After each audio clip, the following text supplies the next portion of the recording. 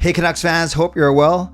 The newest addition to the Vancouver Canucks, Evander Kane, met with media today at Rogers Arena, and I'm here to break down all of his answers. Now, a couple of nuances or things I want you to keep in mind. Number one, comment anytime. If there's something that he says or something that I say that you want to react to right away, go ahead, don't wait. Put it down in the comments below, and I'd love to redirect and reply. As always, I will let him answer in full, and then I'll react.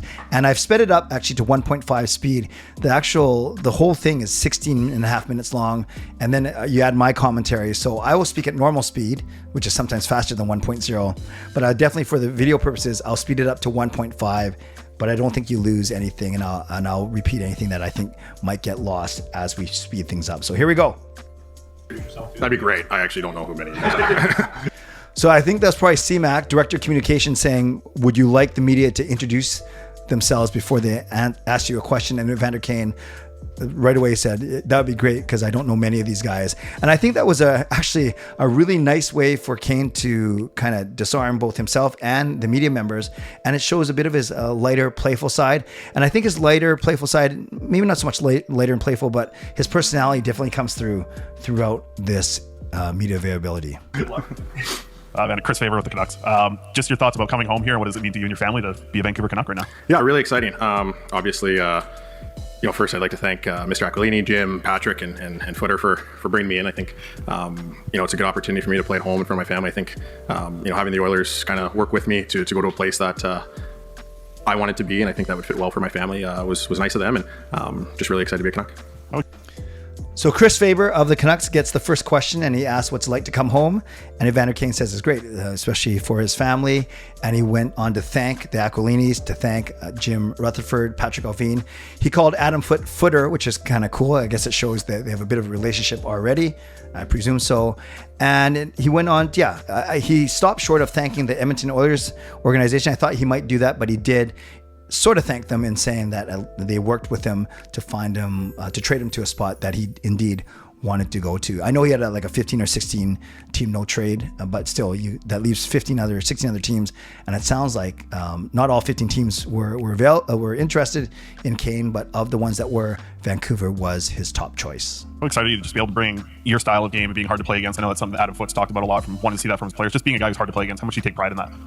Yeah, I mean, I've played that style ever since I was 8 years old here in Vancouver. So nothing's going to change. Nothing's really changed when it comes to how I play and what I bring on the ice. I'm very confident in what I can do, and I think Vancouver's going to provide me a really good opportunity to do that. Like this answer here, and I think when the people that like this trade, this is the one thing that they point to. They say this is what Evander Kane's going to bring to our lineup that we probably don't have: a bit of grit, size, speed, aggression.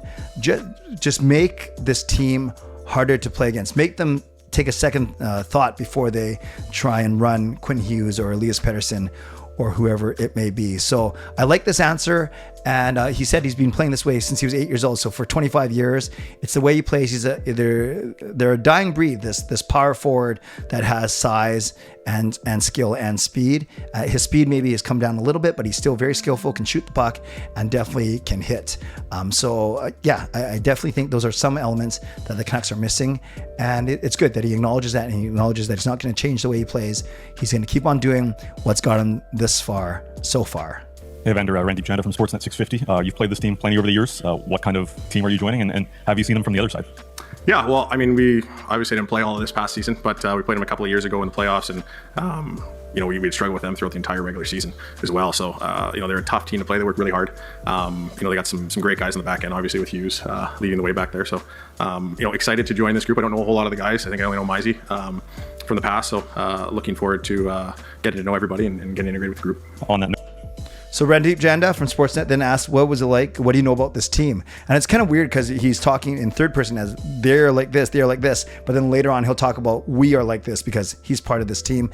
Yeah, 2 years ago, 2 playoffs ago, Canucks took them to Game 7. He'll allude to it again later in the media availability. But yeah, I think, wasn't that the year that the Canucks either swept the season series or they did very well in the season series against Edmonton? So Evander Kane does acknowledge that. And Kane basically says, he mentions Quinn Hughes by name. He also mentions that probably the only guy he's played with as a teammate is Tyler Myers. So he acknowledges that he doesn't know a lot of the current roster. Note, have you had a chance to have a conversation with Adam Foote? What do you know about him as a coach? We've texted back and forth. He's on a fishing trip right now, so I think he had some bad service, but I think we're planning to get together this weekend at some point. So not much of an answer there. Basically said, Randeep asked, what do you know about Adam Foote and the way he's going to coach? And then Kane responded by saying, we traded messages yesterday, but Adam Foote's on a fishing trip with bad reception. So no big deal. I think they probably haven't had a serious conversation just yet. After all, this happened just over 24 hours ago. Hi, Evander. Ian, used to know me from the Vancouver Sun, and I work for Sportsnet. Is that when you were friendlier?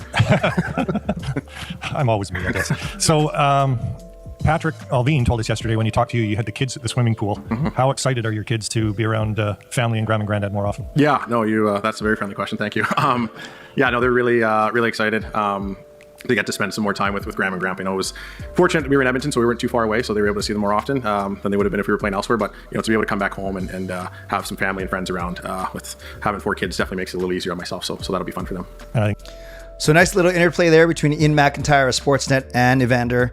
And it sounds like obviously Ian McIntyre remembers Evander Kane from his days when he was playing as a Vancouver Giant. And Kane basically said, is that when you were friendlier? So I don't know if he actually meant that or if it was just a fun way to break the ice. Regardless, it led to a nice exchange there where Ian McIntyre starts off by asking about his kids' reaction. And it gave Kane another chance to reiterate how excited he is to come home and play in front of a family. I think it's another friendly one. Did you have that suit made in the last 24 hours with Canuck colors? That's what Jim just asked me, actually. And I said, no, I actually had this in my closet. And I was planning on coming here. I wasn't planning on packing it. But, I said, I got to wear this for the interview. So it worked out well.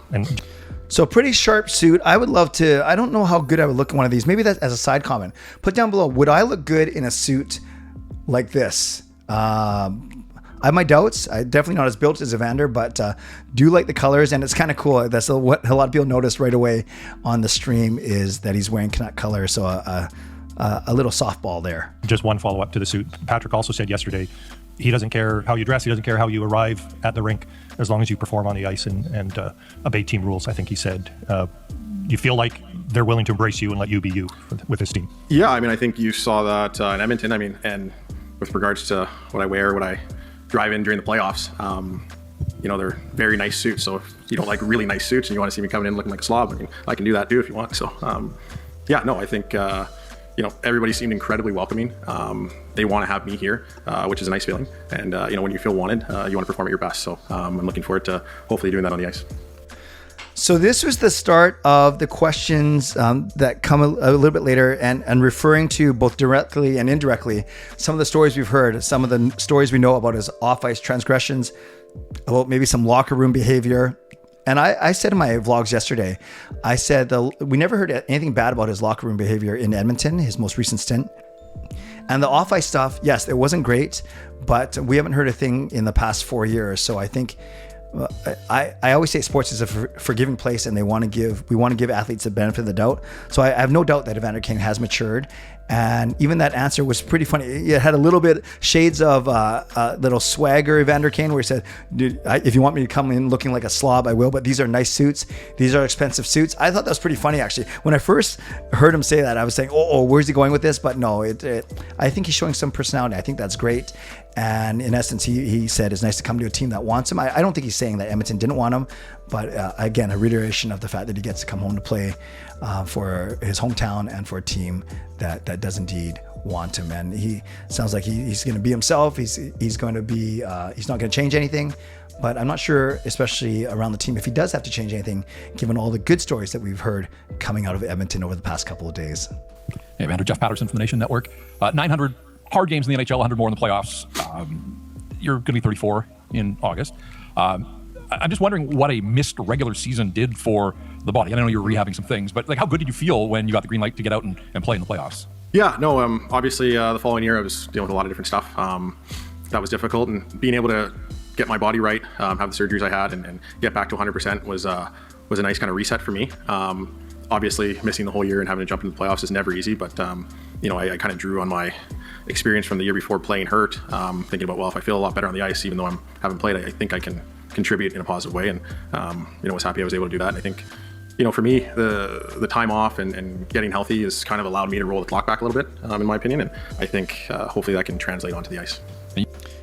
Really like J-Pat's questions. And I actually thought J-Pat was going to go a bit harder on Kane and talk about that he's getting older and talk about the need to play well because he's running out of years. But he actually he kind of phrased it in terms of the surgeries and getting better. And it led Kane to a really great answer, and an opportunity for a great answer, where he said that getting the surgeries, getting the body right, almost rolled back the clock a little bit. He also acknowledged how tough it was to just go into the playoffs cold kind of thing.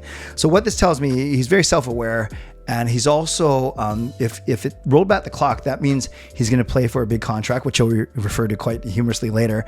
And I think he's not worried that he's 33 going on 34. I think he sees himself with a few more good years ahead of himself. You've probably done this at other times in your career, but this is a contract year. What sort of motivations come along with being in the final year of a contract? Yeah, I've never heard so many people talk about a contract year. When it comes to me, when there's so many other guys in contract years, it's just incredible. I know I bring a lot of attention to a room and to a press conference, and especially in the Canadian market, it's great. But I think every year I've ever played in the National Hockey League, I've always wanted to put my best foot forward and work as hard as I possibly could. And I don't think anybody can question that. And this year is going to be no different. Not a testing exchange at all. I like this. J-Pat asked about the contract year. It's something that we've all been talking about for the past 24 hours. And I love Evander Kane's answer. He said, man, I've never heard so many people talking about a contract year for me. There's so many other guys on a contract year. But yes, it is a big talking point. It's good that Evander Kane was able to... It's almost one of those where... those answers where they feel like they could go one way and could go really poorly, but thankfully it didn't. No, he acknowledged that there's a lot of talk about it, but he did acknowledge too that he works hard every year, and this year should be no different. So I was fine with that question, and I was certainly fine with that answer. Hey, Evander, Patrick Johnston from the Province and the Sun. Your off-ice story is well documented. There's been a lot there. It's well documented in a way where, there's not all the information. There's some inaccuracies, and there's some... What I was going to say was... So interesting. Patrick Johnston of the Sun and Province.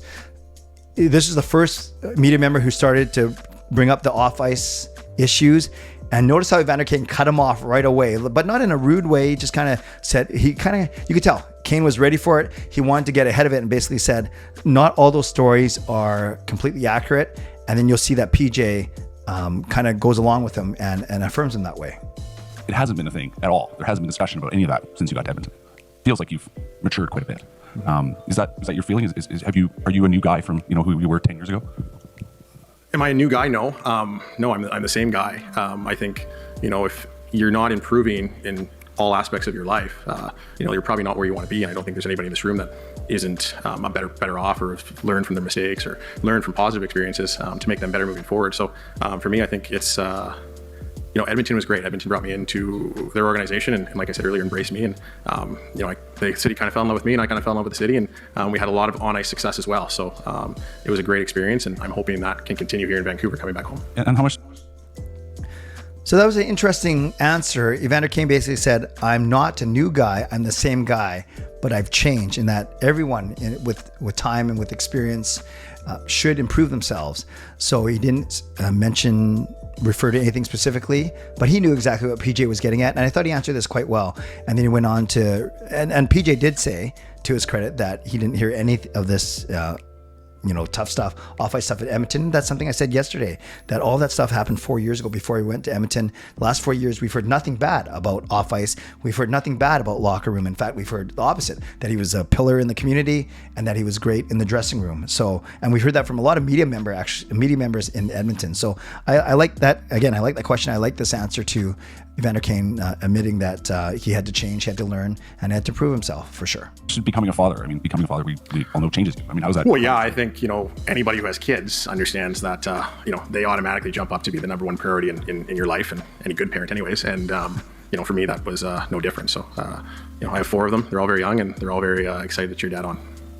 Kane has 4 kids, all very young. I have 3 kids, all very old. But yes, as a father, this answer did resonate with me. And I love how he said that any good parent or any good father would prioritize their kids. No, he said any parent should prioritize their kids. Well, any good parent should. I thought that was kind of funny. But yeah, good answer there. Hi, Evander. Ben Milger with CTV News.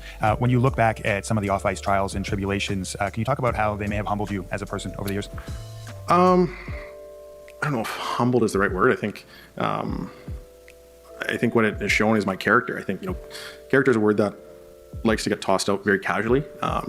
It can be often used as a weapon when describing somebody. And I think, what real character is somebody who shows you who they are when there's scrutiny and adversity, and how they handle that. And I think, obviously there's been some difficult times for myself, but I think I've come out of it better off and better for it. And I think, you learn and you grow each and every year. And for me, that's no different.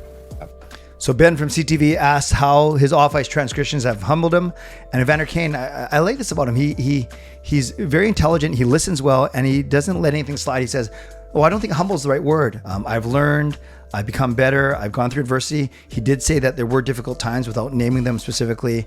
But he mentioned that when it comes to character, instead of bashing character as to why would a character do such things, how does a character handle adversity? How does a character come out of these things? So again, it makes sense that Kane didn't want to reference anything specifically, and more importantly, focus on how he's been more of a model citizen since. When you combine some of that stuff with your on-ice personality, you play with a grit and an intensity.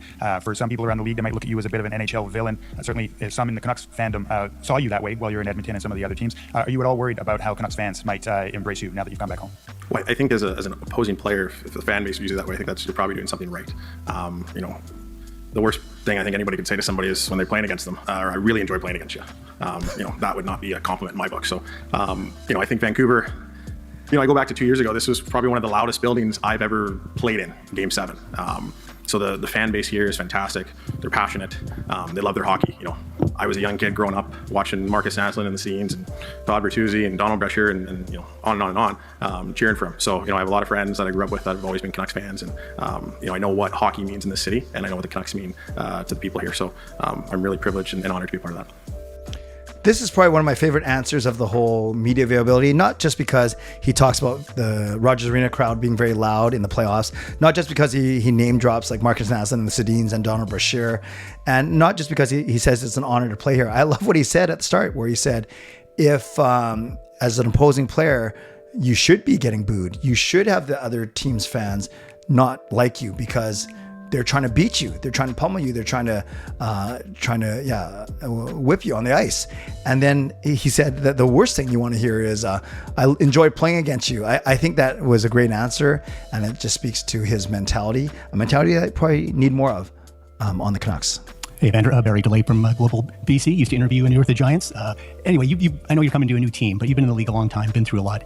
Do you feel that part of your job description here is to be a leader, and what do you do as a leader? For sure. I think, I'm going into year 17, obviously I have a ton of experience. And I think, my experiences can add a lot of value because they're not all pretty. And I think when you go through different things on and off the ice, you can lend those lessons to some of the younger guys and some other guys that are maybe struggling with things. And I think just being mentally tough, especially in a Canadian market, can be important, and it can be difficult when you're not used to it. So I think leadership is something that I've always tried to do and lead by example, especially on the ice. And I think that's going to be important moving forward as well.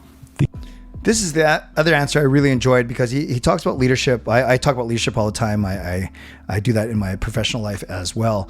And what he said here, it was really interesting because there's been so much talk about him going to be tough to deal with in the locker room. But he basically flipped it on its head and said, no, I want to be a leader. I have 17 years of experience. I have a lot of experiences, and not all of them have been pretty. Again, some self-awareness and the desire to be a leader in a Canadian market. Pretty cool. The dressing room camaraderie, or just the in there, it wasn't the greatest in Vancouver this year, obviously, very public. In Edmonton, maybe what did you learn from that room that you bring over here, maybe to make it a more cohesive room? Yeah, I don't. Obviously, you hear about it as a player around the league, but I'm not going to speculate or try to figure out what happened in years past. I think from talking to some of the guys yesterday on the team, they feel that they have a great group of guys and a great room, and they're excited to have me, and I'm excited to be a part of that. And I think sometimes things can get taken out of context. Again, I don't know all the details of what has happened in the past year, but I think having obviously a good room is important, but also understanding that you put 25 grown men in a room, not everybody's going to be best friends. And I think, just like any workplace, you have to be able to get along and respect each other. And, at the end of the day, it's about what you do on the ice. And I think this group is poised to have a bounce back year. So didn't specifically answer the part about what you learned in Edmonton that you can bring here, but acknowledge that with any workplace, you put 24 people in a room, men, women mix. Not everyone has to be best friends, but if you're working towards one common goal, you need to respect each other and help each other get to that goal. So like this answer, nothing too, too profound here. Rather acknowledgement that he's coming into a room that's had some issues in the past, but he's not worried about that because it didn't concern him at all. Who were some of the guys you talked to yesterday? I'm gonna keep those conversations private. I talked to a couple of the guys, and I think there's a good feeling around this team, as much as the outside noise might say otherwise. So that was nice to hear. So Patrick Johnson asked, "Well, who are those players that you talked to?" And he goes, "That's for me to know. I'm not gonna divulge that." And then he kind of joked, but still didn't give any names. My guess is Tyler Myers. I'm sure that Tyler Myers and Evander Kane connected yesterday, and maybe Quinn Hughes as the captain. Maybe Quinn Hughes and Evander Kane had a conversation. Who knows? Not often you get to play back-to-back Stanley Cup finals. What do you bring from that? What did you learn? What can you share with these guys about that experience? What that means? What you need? Yeah, I mean, obviously winning in this league, in my opinion, is the hardest thing to do. Getting so close back-to-back seasons and not getting it done is, probably understated here, but very disappointing. It's hard to move on from it. Something you're probably never going to forget. At the same time, in order to get to that point, you got to do a lot of winning. And the last certainly 4 years in Edmonton, we did a lot of that, and it's something I was used to before I got to the NHL too, is winning championships. And I think anytime any player steps on the ice, that's the intent. And for me, I think being able to bring experience on how you win in the playoffs, because it is very different than the regular season, and you see that with teams that have great regular seasons and then maybe falter a little earlier than people expect in the postseason. So and the style of hockey is much different, and the type of goals that are scored, it really doesn't translate a whole lot from the regular season to the postseason. I think those are some of the key things that when you go that deep, you really pick up on. Love this answer. You talked about how tough it is to make it to the Stanley Cup Finals. Talked about how the game is different in the playoffs, especially the way you score goals. And he's good at scoring goals in the playoffs. He scored 6 this season, this postseason, which is quite good. And I really liked his answer here. Just how he spoke about that the Edmonton Oilers have done a lot of winning, and by osmosis, hopefully, he's going to bring some of that experience to the Canucks. You're such a young player when you won a Memorial Cup with the Vancouver Giants here. Does that just seem like a lifetime ago, or does that still resonate with you? Do you still think about that? Yeah, I mean, when you add up the number of years and you hear it out loud, it seems like a really long time ago. But you remember it like it was yesterday, whether it was winning the Memorial Cup or even getting drafted by the Giants. Those are great memories. Ron Toyo's done a great job of continuously bringing that team together over the years. And I think we're having another 25-year anniversary golf tournament next week. So, those are fun memories. I've had great memories in Vancouver playing hockey, and I hope there's more to come. And did that. So nice, fluffy answer, but good answer about his time here in Vancouver with the Giants and winning a Memorial Cup with them. Inform your desire or shape your desire to come back? Some of those memories? Yeah, I think that played part of it for sure. Obviously family, proximity. And I think obviously coming to a team who wants to win. This ownership group and this management group, they want to win, and they want to win now. And I think, again, playing against them in the playoffs this year, or 2 years ago, it was one game away, and maybe they're in the cup final. So, I don't think we're too far off. Obviously, you have a superstar defenseman. You have an incredibly talented forward in Elias Peterson, and those are exciting people that you have the prospect of playing with. So, I'm excited. No, I'm a sucker for this kind of thing, but when he talks about how superstars and Quinn Hughes and Elias Pettersson, and how maybe if the Canucks had beat them in Game 7 2 playoffs ago, that they're the ones going to the Cup final. I'm a sucker for that kind of stuff. You guys know me. So I really like this answer, but I think it's genuine. I think the other thing that Evander Kane mentioned that is he knows that this team wants to win now. So it's a further confirmation, affirmation of what we've been hearing, that this isn't a rebuild, this isn't a retool. This is the management, for better, for worse, are going to pull out all the stops to make this team a contender right away. Thank you, guys. Appreciate it. All right, so there we go. Evander Kane's first media availability with Vancouver Media.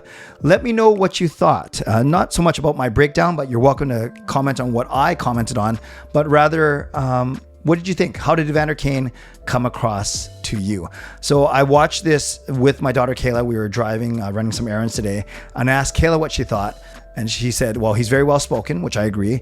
And I said, did did he come across as cocky? And she goes, not really, just very confident, especially when he was talking about how to win and winning in Edmonton and winning wherever he's gone. I said, that's fair. So for me, the bottom line is as I said yesterday, I'm neutral about this trade. I understand all the positives he's going to bring, hopefully both on and off the ice. I acknowledge some of the concerns about the salary, the fact that we're paying for all of it. That's money that could be well spent otherwise. And I get all that too, but we can only judge what happens from this day forward, and especially what he does on the ice with the Vancouver Canucks. So I thought this media availability was great. I thought he came across as very genuine and very well spoken, very articulate, very mature.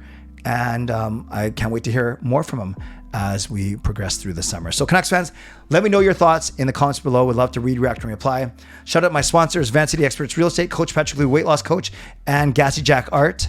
And thanks to my members, legendary Lucas Gates, legendary Line Change, legendary Carol Bovenlander, legendary Brian Blingy Choi, and legendary Andrew Chang, Hall of Fame and franchise members as well. And thanks to all of you for watching, liking, and subscribing.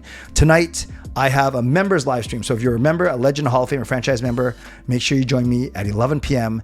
It is open house time. On your way out, you can subscribe, you can like the video, you can leave a donation, support me. But most importantly, give me your comments, give me your impressions. Leave that in the comments. Your impressions of Evander Kane after this media availability. Stay safe, stay healthy, take care of yourselves and take care of each other. God bless, and go Canucks go.